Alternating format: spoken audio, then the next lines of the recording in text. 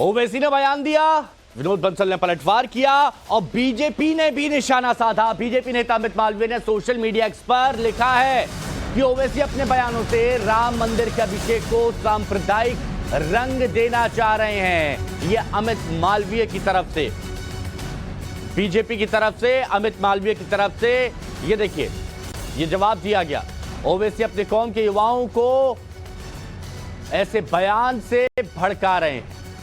ये देखिए, ये एक ट्वीट अमित मालवीय की तरफ से किया गया। Asaduddin Owaisi is doing what he does best, communalizing the constitution of Ram Mandir. 2020 का भी याद दिलाया उन्होंने। तो ये असदुद्दीन ओवैसी की तरफ से किया जा रहा है और उस पर अब पलटवार भी किया गया। बीजेपी ने भी पलटवार किया, विनोद बंसल ने भी पलटवार किया और हमारे सहयोगी गौरव श्रीवास्तव इस वक्त हमारे साथ जुड़े हुए हैं अयोध्या से। गौरव, राम राष्ट्रोत्सव की तैयारी चल रही है, सब लोग धूमधाम से मनाने के लिए तैयार हैं। ओवैसी अपनी तरफ से ये बयान दे रहे हैं, आखिर क्यों, क्या है वजह?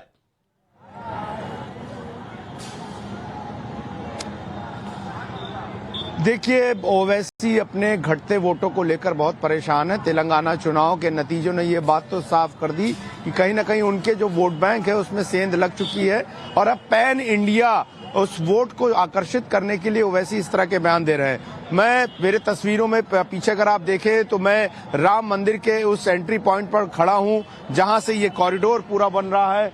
लगातार तैयारियां चल रही हैं, लगातार राम भक्त दर्शन करने के लिए पहुंच रहे हैं। देश भर के हिस्सों से दुनिया भर के हिंदू सनातनी जो है यहाँ पर पहुंच रहे हैं। लेकिन इस मामले को कम्युनलाइज करना, जो कि सुप्रीम कोर्ट का एक फैसला है जिस पर हिंदुस्तान का हर एक व्यक्ति इंतजार कर रहा था कि राम की वापसी होगी, इस तरह के मुद्दों को बीच में लेकर आना साफ साफ 2024 के चुनाव की एक गंदी रणनीति नजर आती है, जहां पर वो एक वोट बैंक तलाश रहे हैं, न सिर्फ तेलंगाना में बल्कि दुनिया के हर हिस्से में, हिंदुस्तान के हर हिस्से में जहां पर उन्हें लगता है कि मुसलमान वोट उनकी तरफ खिंच कर चला जाएगा इन सांप्रदायिक बातों पर। लेकिन इन सबसे उलट जो है, राम मंदिर में निर्बाध जो है लोग दर्शन करने के लिए पहुंच रहे हैं और इन राजनीति से उनका कोई लेना देना नहीं। आप देखिए किस तरीके से भक्तों का रेला यहाँ पर लगातार दर्शन करने के लिए पहुंच रहे हैं। महाराष्ट्र से, गुजरात से, कर्नाटक से, तेलंगाना से, तमिलनाडु से, ऐसा शायद ही कोई राज्य होगा, ऐसा कोई देश का हिस्सा होगा जहां से लोग नहीं आ रहे हैं। लेकिन इस तरह की बातें करना ये दिखाता है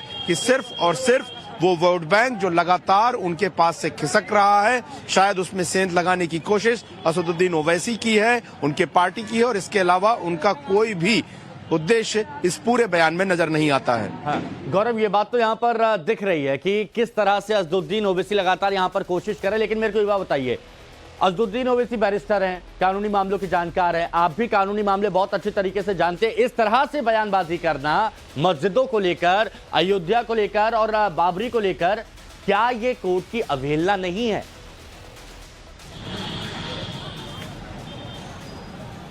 बिल्कुल अवहेलना है। देखिए, जाहिर तौर पर कोर्ट के आदेशों की समीक्षा की जा सकती है, लेकिन उसको पूरी तरह से गलत बताना और मस्जिद या मंदिर कोई खोया या पाया की बात नहीं है। सुप्रीम कोर्ट ने तमाम साक्ष्यों के बाद, आर्कियोलॉजिकल सर्वे ऑफ इंडिया के सर्वे के बाद, तमाम लोगों को सुनने के बाद जो है ये फैसला दिया था। ये किसी को न छीन कर किसी से दी गई है, न किसी से लूट कर दी गई है। ये कानूनी अधिकारों को लड़ कर दी गई चीज है और यही वजह है कि एक लंबा इंतजार जो है वो हिंदू लोगों को करना का। जब 500 साल की बात होती है तो उस 500 साल में मुगल राज रहा, उस 500 साल में ईस्ट इंडिया कंपनी का राज रहा, उसमें अंग्रेजों का राज रहा, उसके बाद देश की आजादी के बाद 70 सालों का राज रहा है, उसके बाद जाकर सुप्रीम कोर्ट का फैसला आया है। तो ये कोई राजनीति का विषय संभवतः नहीं होना चाहिए और ऐसे वक्त में जब इन मामलों में संवेदनशीलता बरती जानी चाहिए, तो असदुद्दीन ओवैसी इस तरह के बयान देकर लोगों को जाहिर तौर पर भड़काने की ही कोशिश कर रहे हैं और सिवाय उनकी राजनीति, वोट बैंक की पॉलिटिक्स के अलावा